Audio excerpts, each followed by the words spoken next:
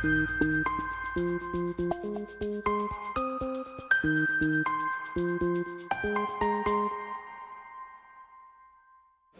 I can tell you a lot about Materialise. Let me tell you about the history in a nutshell.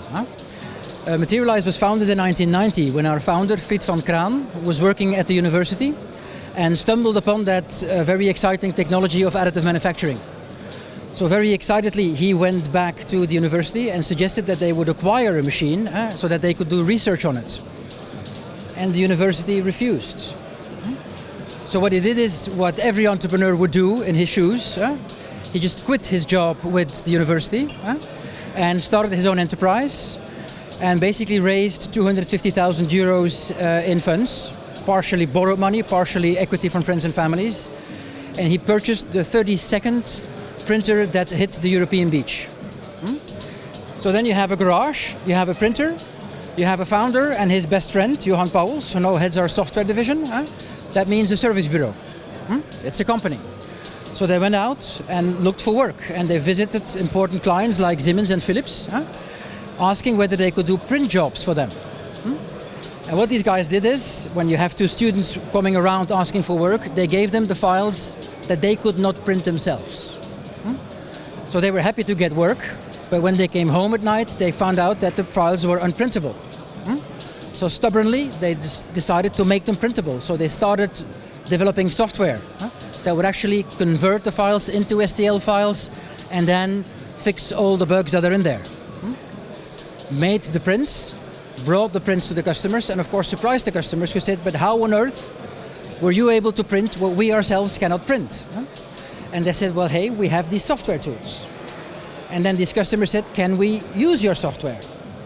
And that was a very important moment in the life of Materialise, because either we would keep our know-how to ourselves and just say, you cannot use our software, we will use our software to print ourselves, or we could decide to open up our software and actually enable our customers and enable even our competitors. And that is what they did in late 1990. And where are we today? Today we are a Nasdaq-listed company with more than 1,250 people spread over 19 jurisdictions. And we're basically the software backbone of this fastly growing additive manufacturing industry.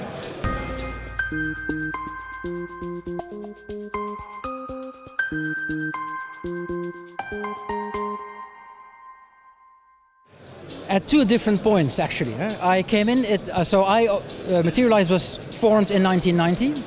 I started my career in 1990. And this will come as a big disappointment for the entrepreneurs, as an attorney. I started my career with Baker McKenzie in Brussels. In 1997, I got a call from a new client by the name of Materialise. So since 1997, the time approximately of their first capital increase, I got involved and became the outside counsel of Materialise. And like every 2 years, I spent a couple of months with the management team working on their crucial milestone commercial and corporate contracts. Until 2013 came along, when the management team decided that they needed to raise additional capital to follow the very steep growth that the market was heading at. So they called their council and we sat together for 2 days and we just discussed the various options. Shall we sell a part of the business to finance the remaining parts? Shall we raise debt? Do we want to raise equity? If we want to raise equity, do we want to then approach private equity players, or should we dare to consider to seek a listing? And if so, should that be a listing in the US or in Europe? And I started off giving all kinds of legal advice, but as I got so excited, I went beyond the legal advice. And after 2 days of brainstorming, we kind of looked at each other and said, let's just ride this journey along together from a day-to-day basis. And I left the firm in perfect friendship with all my partners and joined this team of entrepreneurs and have been ever since with them.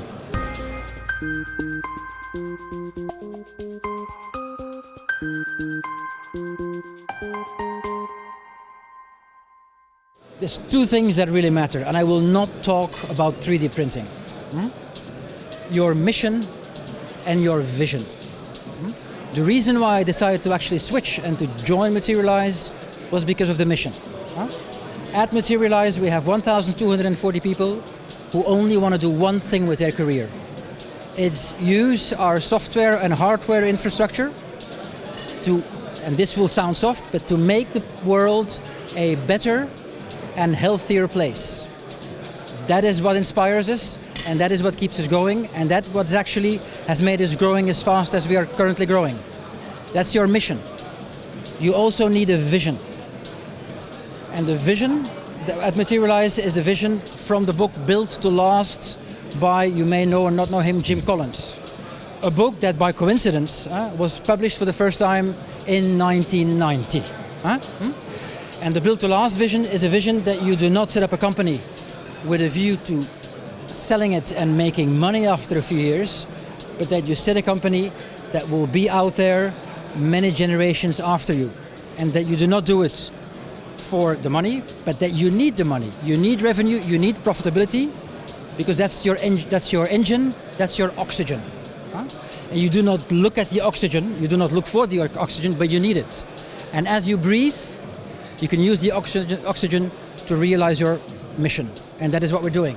And it's because we are a built to last company that we decided in 2013 that we had no other option if we wanted to continue to grow and remain independent, but boldly go public, and boldly go public by seeking a listing on NASDAQ.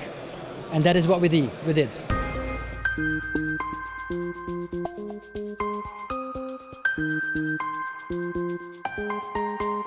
There's a good vibe. There's a good vibe because there's many people that may not share exactly the same mission and vision that we have, but that somehow are on the same journey. It's like climbing a mountain and meeting people along the way. There's just a certain vibe that makes you feel that you belong to the same group of people, and that is the kind of atmosphere that you feel here.